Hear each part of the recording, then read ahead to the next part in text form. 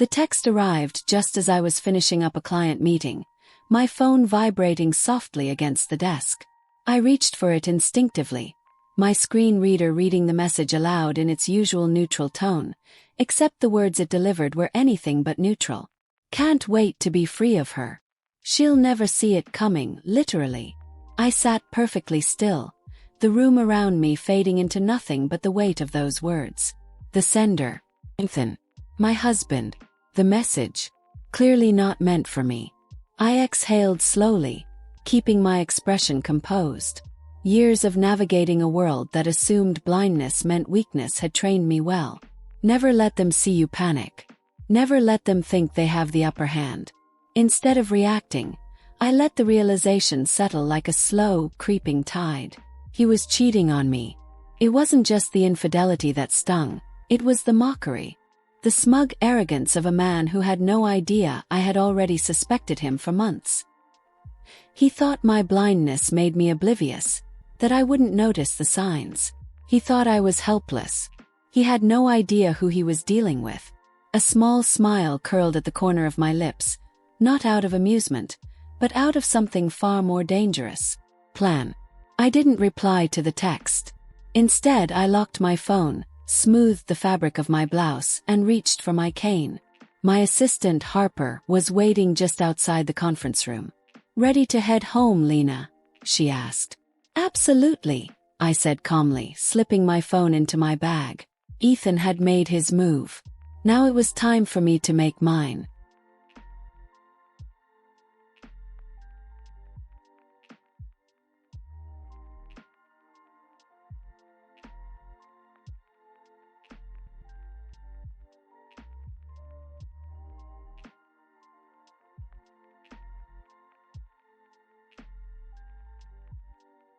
Looking back, I should have seen this coming. But that was the irony, wasn't it? Ethan assumed my blindness meant I was unaware. He didn't realize I had been noticing in my own way for months. It started with his scent. For years, Ethan had smelled like clean linen and cedarwood, the cologne he always kept on the dresser. But then something changed. Subtle at first. A faint trace of vanilla and jasmine, clinging to his shirt collars when he came home late. Then came the routine shifts. Ethan, the man who once complained about morning alarms, was suddenly hitting the gym at 5 a.m. sharp. He was working late more often, traveling more for client meetings. I noticed how his voice grew too casual whenever I asked about them, how he hesitated just a second too long before answering. And then there were the financial changes. Ethan had never shown much interest in our finances, leaving me to manage everything while he stuck to his predictable spending habits. Until recently. A few months ago, he'd suggested we combine more of our accounts, talking about making things simpler. That was the same month I noticed large, unexplained withdrawals. He thought I didn't know. What he failed to realize was that I had been quietly documenting everything. His arrogance made him sloppy. He forgot I had automated alerts for transactions over a certain amount. He forgot that I had my own financial advisor keeping tabs on our joint assets. And most of all, he forgot that blindness does not mean ignorance. I could have confronted him. I could have demanded answers. But I knew better. Confrontation would only give him time to cover his tracks. So I smiled when he kissed my cheek before heading out the door. I let him think I was the loyal, unsuspecting wife. Meanwhile, I was preparing. Because if Ethan wanted to betray me, I would make sure it was the most expensive mistake of his life. Noah answered on the first ring. "What's wrong?" His voice was sharp with concern, skipping over any pleasantries. Noah had always been like that, direct, no nonsense, and fiercely protective of me. I took a slow breath, steadying myself. "It's Ethan. I need you to find out everything he's been hiding from me." There was a beat of silence before he sighed. "I was afraid you'd say that." Noah had never liked Ethan. He'd tolerated him for my sake, but I knew deep down he never trusted him. Now I needed him more than ever, not just as my best friend but as the private investigator he was damn good at being. Within 48 hours, Noah called me back. His voice was calm, but I knew him well enough to hear the anger simmering beneath the surface. "It's worse than you think, Lena." I sat at my desk, fingers lightly tracing the edge of my coffee cup. "Tell me." Noah exhaled sharply. "He's not just cheating. He's draining your accounts. Thousands transferred to an account under his name over the last 6 months. And that's not all. He's put your house on the market." I stilled. "My house? The listing went up last week." "He hasn't gotten any offers yet, but he's testing the waters. And guess what? Your name is nowhere on the paperwork. He's acting like it's his to sell." Ethan wasn't just leaving me. He was trying to rob me blind, literally. I clenched my jaw, swallowing down the white-hot fury threatening to spill over. I wasn't going to give him the satisfaction of seeing me break. "Noah," I said evenly, "I want everything. Every bank statement, every email, every hotel reservation he's ever booked with her." Noah didn't hesitate, already compiling it. "And Lena," his voice dropped into something colder, "we're going to destroy him." Smile. The next morning I made Ethan his favorite breakfast. Fluffy scrambled eggs, crispy bacon, fresh toast. I even poured his coffee just the way he liked it. He walked into the kitchen, stretching lazily. "Wow, what's all this?" I smiled sweetly. "Just wanted to do something nice for you." He kissed my forehead, completely unaware that I knew he'd spent the night at a hotel with Samantha. "I've got a long day ahead," he said between bites. "Meetings, errands." I nodded sympathetically. "You've been working so hard lately." He smirked. "Yeah, but it's all gonna pay off soon." Oh, it would. Just not in the way he expected. While Ethan thought he was winning, I was making my own moves. I transferred every dollar of my personal savings into a private, undisclosed account. I rerouted my paychecks into an account he had no access to. I made copies of every financial document Noah found, ensuring airtight proof of his fraud. I discreetly called my lawyer and started laying the groundwork for our divorce, on my terms. Meanwhile, Ethan grew bolder in his deception. He started taking Samantha out to expensive restaurants, on my dime. I knew because I had notifications set up for our joint credit card. Every transaction, every charge. I saw it all. Still I said nothing. Let him think I was blind in every sense of the word. At night he'd come home, kiss me on the cheek and say, "You're the best wife a guy could ask for." And I'd smile back, knowing that soon he wouldn't have a wife at all.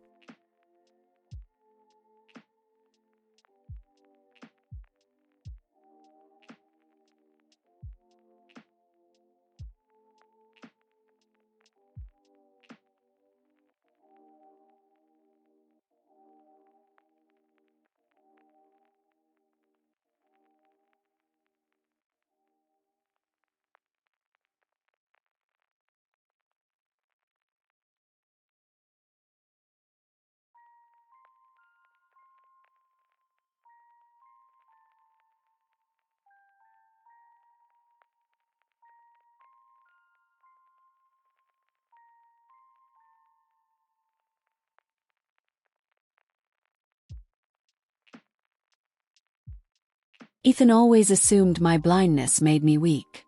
It was his first mistake. And now I was going to make sure it was his last. I started playing the role he expected. Began with small things. I accidentally knocked over a glass of water at dinner, fumbling exaggeratedly as I cleaned it up. I hesitated more when counting money at the grocery store, misplacing my credit card while Ethan sighed impatiently beside me. "Babe, you're getting more clumsy," he chuckled one night as I missed my chair while trying to sit down. I forced a sheepish smile. "Maybe I'm just tired." Ethan ate it up. He became even more careless, more cocky. He started texting Samantha in front of me, assuming I wouldn't catch the subtle vibrations of his phone under the table. When I asked him to read me an email, he conveniently left out financial updates that Noah had already forwarded to me. But the real confirmation came when Noah caught them in the act. One evening Noah, who had planted a small recording device at Ethan's favorite bar, sent me a file. I hit play, my screen reader processing the voices with chilling clarity. "She's so helpless," Samantha's voice purred. "It must be exhausting having to take." While Ethan thought he was lining up his future, I was erasing him from mine. Started with the house. Legally, it had always been in my name, but Ethan had tried to list it for sale behind my back. Thanks to Noah's digging, I intercepted the paperwork before anything was finalized. With a few legal adjustments, I ensured Ethan had no claim to it, ever. Next came our investments. Ethan believed we had joint stock portfolios.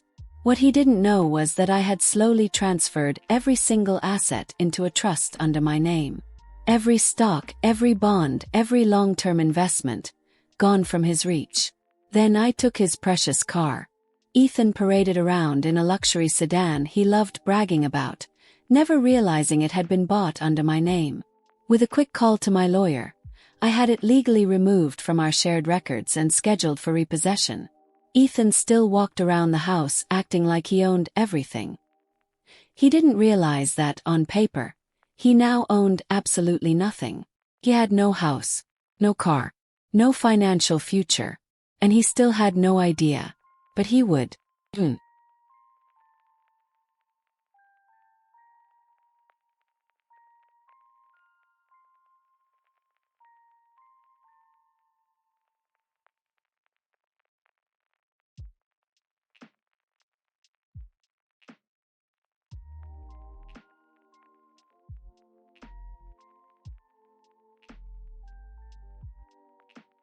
Ethan thought he was untouchable, that he could cheat, lie, and steal from me without consequences.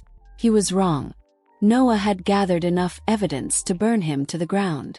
Photos, texts, credit card statements, and most damning of all, the recording of Ethan and Samantha laughing at my blind stupidity. And I knew exactly where to send it. Ethan's company had a strict no fraternization policy. Romantic relationships between employees were grounds for immediate termination, especially when it involved a senior employee, like Ethan, and his subordinate, like Samantha. So, with a few keystrokes, I forwarded the files directly to his company's HR department. The response was swift. Within 48 hours, Ethan came home furious, slamming the front door hard enough to rattle the walls. "They fired me," he shouted, pacing like a caged animal. Freaking HR called me in this morning, said they had evidence of an inappropriate relationship. Feigned concern. "Oh no," I murmured, tilting my head. "That must be awful." Ethan ran a hand through his hair, not even noticing the amusement I didn't bother to hide. They wouldn't even let me explain. Just tossed me out like I was nothing. He was nothing. But I wasn't done. See, Samantha wasn't just his mistress. She was also engaged to a man named Brian who, according to social media, had just bought her a house. So, I did what any reasonable woman seeking justice would do. I sent Brian an email. Subject: "You deserve the truth." The email contained photos of Samantha and Ethan together, receipts of their hotel stays, and a link to the audio recording. Within an hour, Brian responded, "Thank you." With Ethan officially unemployed and dumped, it was time to hit him where it really hurt. His bank account. Over the past few months, I had already secured my assets, moved my personal savings, and ensured Ethan had no legal claim to anything I owned. Now I just needed to pull the last remaining thread. I logged into our joint account, where Ethan had been recklessly withdrawing money, assuming I wasn't paying attention. With a few clicks, I transferred the remaining funds into my secured account. Every last dollar. Then I called the bank. I'd like to close the joint account and remove my name from it. The representative processed the request, then hesitated.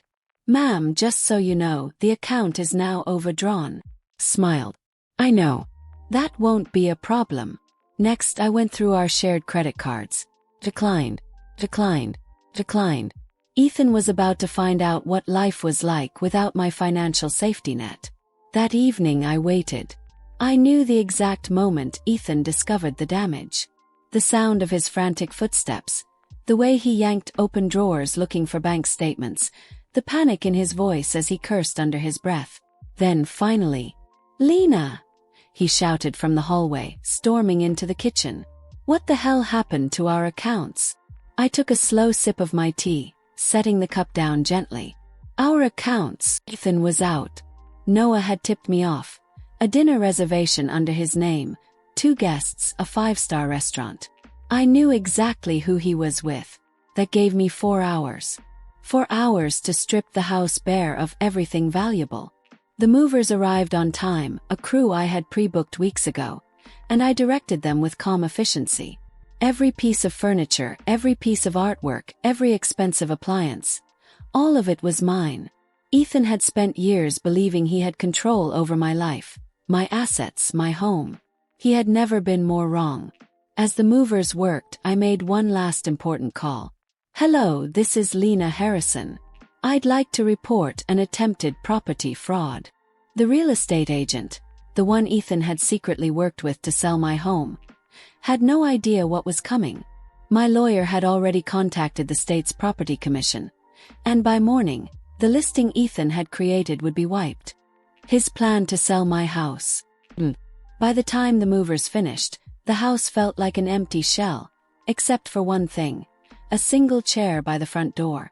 Chair I left intentionally, because when Ethan came home, he was going to need a place to sit while he processed his downfall.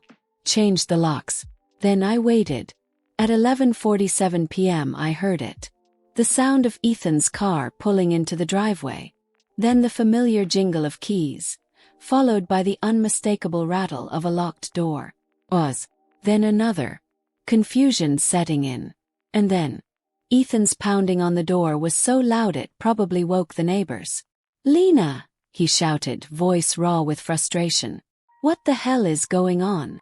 I took my time, letting him stew in his own panic before finally unlocking the door, just enough to stand in the doorway. Ethan's face was a mask of rage and pure confusion. "What did you do?" he hissed. I crossed my arms. "I may not have seen you cheat," I said calmly, "but I saw everything else." His face drained of color. What the hell does that mean?" I let the silence stretch. Watched as the pieces clicked into place. "You can't do this," he said finally, his voice shaking. "This is our house." I tilted my head. "No, Ethan. This is my house. Always has been. Your name was never on the deed." He stumbled back like I had hit him. "But, oh, and before you ask," I continued, my tone cool and even, "you can't sue me for assets you never actually owned." His mouth opened, closed, panic setting in. "You have nothing left, Ethan," I said, listing it out for him one painful fact at a time. "Your affair got you fired. Your money is gone. Your mistress, dumped and homeless." His eyes darted wildly, searching for an escape, a loophole, a way to regain control. "There's got to be something." Smiled. "No, Ethan. There's nothing." His entire world had collapsed around him, and for the first time he realized. I was never the blind one. He was.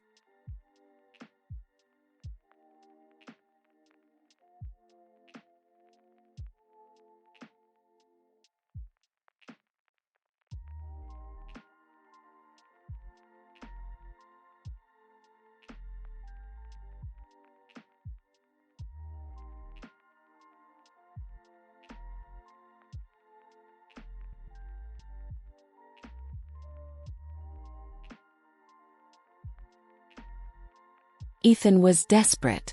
In the days following his humiliating lockout, he bombarded my phone with calls, texts, voicemails, pleas wrapped in manipulation. "Lena, we need to talk. You're overreacting. Come on, babe, we've been through so much. Let's fix this. I made a mistake, but you're my wife. We can start over." Pathetic. The same man who had mocked me, drained my accounts, and tried to erase me from my own home was now begging. I let him believe it was working. I didn't block him. I answered his messages with short, vague replies. Just enough to make him think there was still hope. Then I set the trap. Our mutual friends, people who had known us as a couple for years, were hosting a party. A gathering of high-profile business associates, acquaintances, former colleagues. Ethan, of course, would be there, hoping to smooth over the damage to his reputation. And I would be there too. I arrived in a sleek designer dress, one I knew made an impact. Ethan spotted me the moment I stepped inside, his relief visible. He crossed the room quickly, flashing the same charming smile I had once fallen for. "Lena," he murmured, "I'm so glad you're here." I let him talk. Let him spin his sob story about how he had made mistakes but wanted to be better. How he was willing to fight for our marriage. I tilted my head, pretending to consider his words. Then I smiled. "Ethan," I said sweetly, "I have something for you." I reached into my bag and pulled out a crisp manila envelope. His brows furrowed as he took it, opening it right there in front of everyone. And then, his face drained of color. Divorce papers. Served. In public. With an audience. The room went silent. People whispered. Someone even laughed. Ethan looked up at me, horrified. I leaned in, my voice soft but deadly. "I hope you enjoy your new life, Ethan. Without me."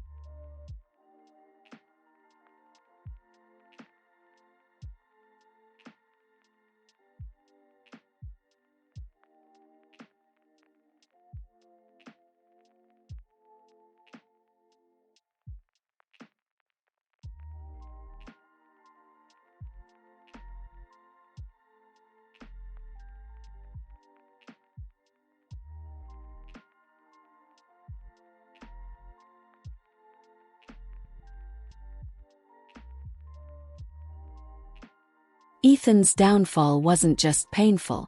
It was absolute. By the time we stepped into the courtroom, he had nothing left. A no home, because I had legally secured the house in my name. A no car, because I had the repo company take it back the week before. A no money, because I had drained our joint accounts and he was now buried in overdraft fees. A no job, because his company had blacklisted him after the scandal. He had spent years thinking he was the one in control. Now he was just a broke, desperate man with a public reputation in ruins. His lawyer tried to argue for a financial settlement. "Your Honor," his attorney said, "Mr. Harrison contributed to the marriage financially. He is entitled to a portion of the assets." My lawyer didn't even blink. "Actually, Your Honor, my client has documented proof that Mr. Harrison was attempting financial fraud." She slid a thick folder across the table.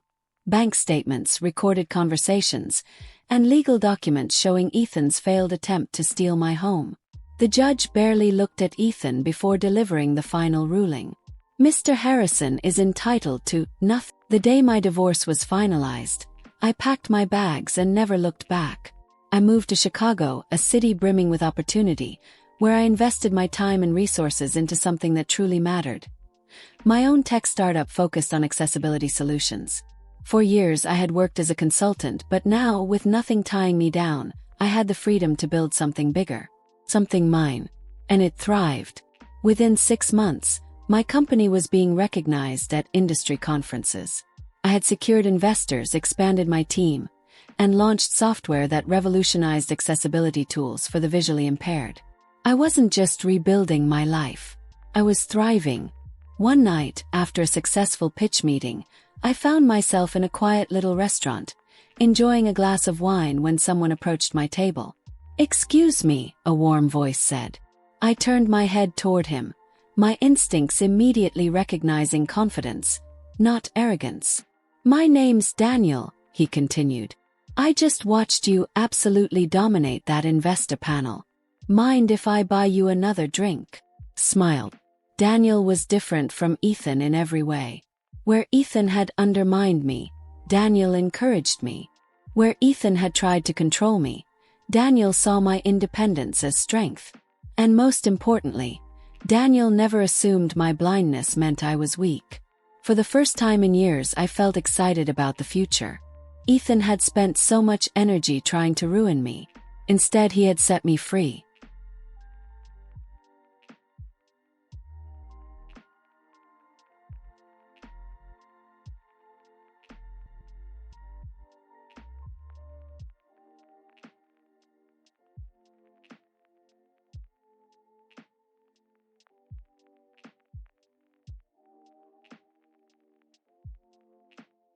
happened 6 months after I moved. A message request appeared in my inbox. Ethan. I hesitated for half a second before opening it. Lena. I just wanted to say I'm sorry. Messed up. I know I don't deserve your forgiveness, but I need you to know I've changed. I said nothing, scrolling further. I lost everything after you left. My job, my house, even my family won't help me. Samantha disappeared as soon as the money ran out. I'm in a bad place. I just miss you. Can we talk? I stared at my screen, letting the weight of his words sink in. Ethan, the man who thought he was invincible, was now living in a cheap motel, abandoned by everyone he had betrayed. He wanted closure. He wanted redemption. I smiled, shaking my head as I typed my response. I don't need your apology, Ethan. I just needed you gone. And then I blocked him. Ethan had been nothing more than a bad chapter in my life, and I had already started a new one.